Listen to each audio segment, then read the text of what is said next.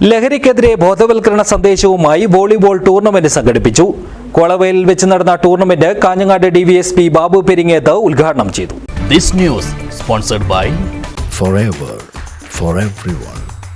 Shobhika Weddings, Big Mall, Kanjangad, Kozhikode, Koilandi and Kutyadi.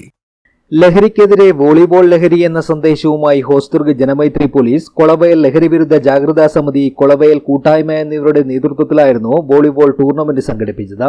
Kolavayal വെച്ച് നടന്ന tournament Kanhangad DySP Babu Peringeth ഉദ്ഘാടനം ചെയ്തു. നമുക്കറിയാം, എപ്പോഴും ഒരു നാടിനെ ചൈതന്യവത്തായി, ഒരു നാടിനെ ചലനാത്മകമായി നിലനിർത്തേണ്ടത് ചെറുപ്പക്കാരായ ആളുകളാണ്. ആ ചെറുപ്പക്കാരായ ആളുകളിൽ നല്ല ഒരു ശതമാനത്തോളം ആളുകൾ ഈ മയക്കുമരുന്നിന്റെ പുറകെ പോകുന്നു എന്നുള്ളതാണ്. MDMA പോലുള്ള മയക്കുമരുന്ന് ഒരൊറ്റ പ്രാവശ്യം ഉപയോഗിച്ചാൽ മതി, നിങ്ങളുടെ ആയുസിന്റെ അവസാന നിമിഷം വരെ അത് നിങ്ങളെ കൂടെ നടത്തിക്കും എന്നുള്ളതാണ്.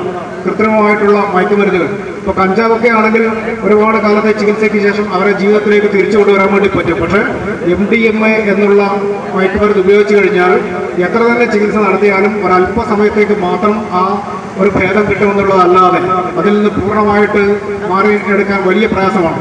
കൗൺസിലർ CH ഹംസ അധ്യക്ഷനായി. Hosdurg inspector P Ajith Kumar, ward അംഗം K രവീന്ദ്രൻ, ജാഗ്രതാ സമിതി chairman MV Narayanan, convener Shamsuddin Kolavayal തുടങ്ങിയവർ സംസാരിച്ചു. ജനമൈത്രി ബീറ്റ് ഓഫീസർ പ്രദീപൻ കോതോളി സ്വാഗതവും കൊളവയൽ കൂട്ടായ്മ അഡ്മിൻ റഫീഖ് മുല്ലക്കൽ നന്ദിയും പറഞ്ഞു. പോലീസ് ടീമും കൊളവയലിലെ ടീമുകളും പങ്കെടുത്ത് മത്സരിച്ച കളിയിൽ യുണൈറ്റഡ് കൊളവയലിനെ തോൽപ്പിച്ച് ഗ്രീൻ സ്റ്റാർ ഇക്ബാൽ നഗർ ജേതാക്കളായി. Kanhangad sub inspector CV Ramachandran സമ്മാനം വിതരണം ചെയ്തു.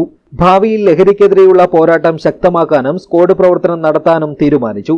ചടങ്ങിൽ ലഹരി വിരുദ്ധ സന്ദേശങ്ങളടങ്ങിയ പോസ്റ്റർ DVSP ബാബു പെരിങ്ങേത്ത് കരീം പൂവളപ്പിന് നൽകി. ജില്ലാ പോലീസ് മേധാവി D ശിൽപ IPSന്റെയും അഡീഷണൽ SP P ബാലകൃഷ്ണൻ നായരുടെയും നേതൃത്വത്തിലാണ് കൊളവയൽ മാതൃകാ ജാഗ്രതാ സമിതി പ്രവർത്തനം മുന്നോട്ട് കൊണ്ടുപോകുന്നത്. News bureau, Kanhangad.